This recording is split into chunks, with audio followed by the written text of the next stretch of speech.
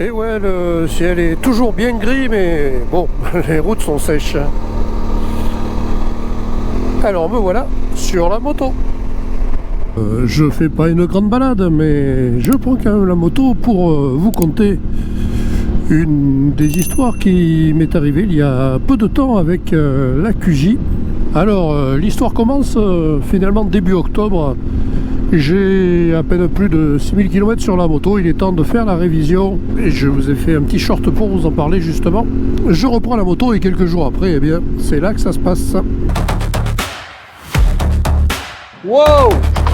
Et ouais, je tombe, ou plutôt non, la moto me tombe dessus à l'arrêt et je me sens à la fois con et surpris. Et là franchement j'ai pas compris, je me demande bien ce qui se passe. Je me relève, pas de bobo pour ce qui me concerne, je relève la moto et ben là je comprends.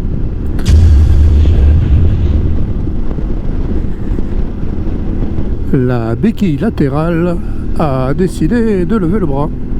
Alors je suis pas très content, je monte sur la moto et je vais direct à la concession et je montre donc à Léandre ce qui s'est passé avec la béquille latérale qui a comme un défaut. Et c'est quoi ton problème?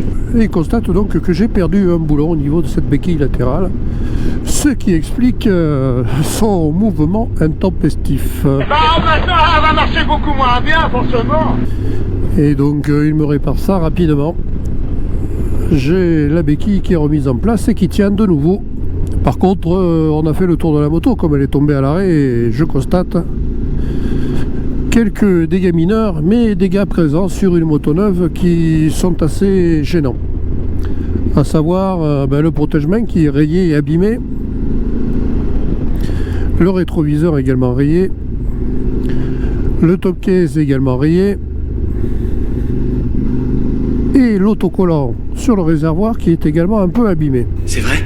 J'explique donc que je souhaiterais que tout ça, ça soit remis à neuf, ce que comprend parfaitement mon interlocuteur.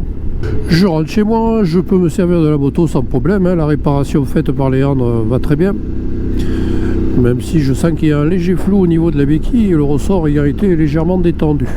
Et puis les jours passent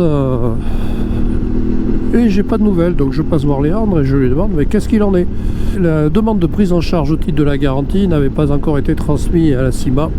Pour étoffer le dossier, je fournis quelques photos complémentaires et tout ça donc est transmis à la CIMA. On est vers la mi-novembre, voire fin novembre, je ne me rappelle plus trop.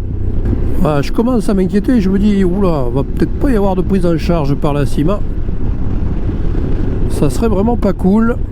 Et renseignements pris auprès de la concession, eh bien un premier retard avait été pris car il y avait l'inventaire au niveau de la concession. Et quand mon dossier est arrivé à la CIMA, eh bien c'était au tour de la CIMA de faire son propre inventaire. Forcément mon dossier est passé derrière. Mon interlocuteur local me dit t'inquiète pas, je vais suivre ça de plus près et je te tiens au courant dès que j'ai du neuf. Ok, eh bien on fait comme ça alors.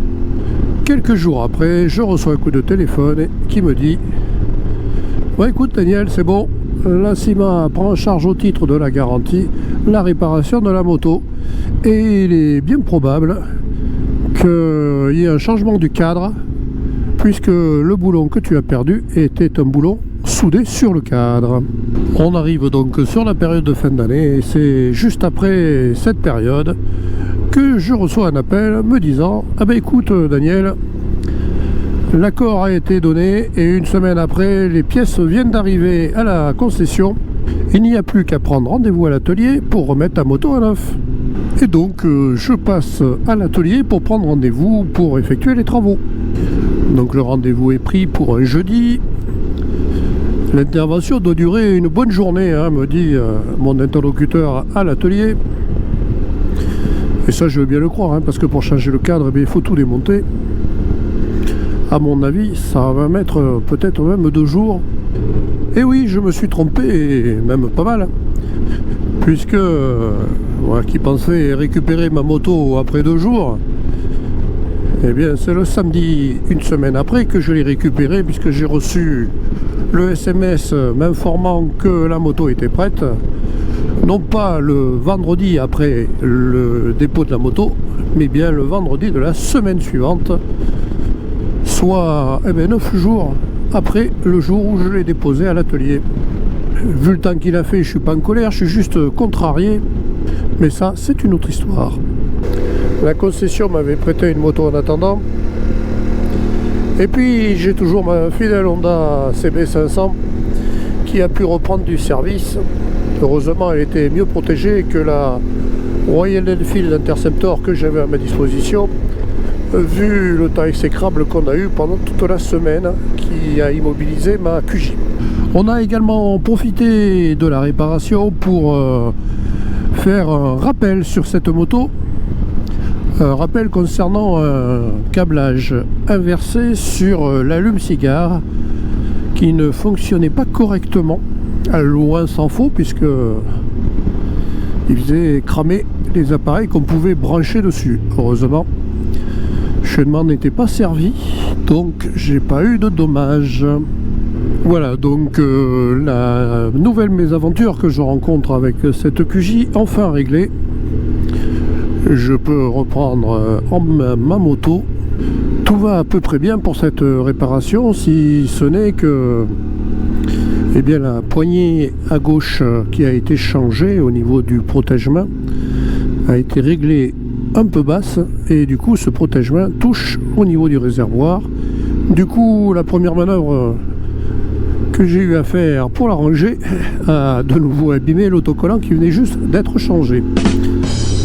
Alors là, je me suis dit, t'agace pas, j'ai réglé correctement la poignée, et vu que je voulais faire une petite personnalisation de la déco sur le réservoir, je me suis dit, ça masquera le petit défaut qui vient d'être fait.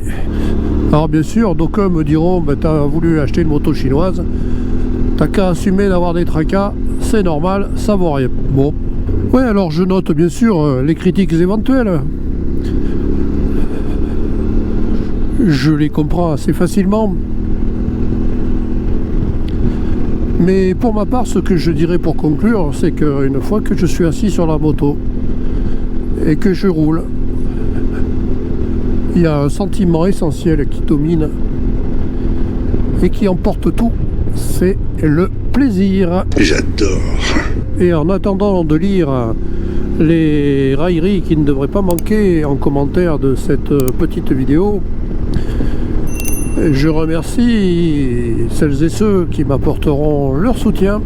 Moi, en attendant, je roule, je profite, et je vais vous laisser avec quelques images de ma QJ Motor SRT 600 SX, cette séductrice capricieuse qui, à l'issue des quelques ajustements qui ont été faits, je l'espère, va démontrer que c'est une machine à la fois plaisante et fiable. Et j'espère bien en tout cas, car prochainement je pars pour un road trip de plus de 1000 km qui devrait m'emmener dans les gorges du Tarn. Mais ça, c'est une autre histoire.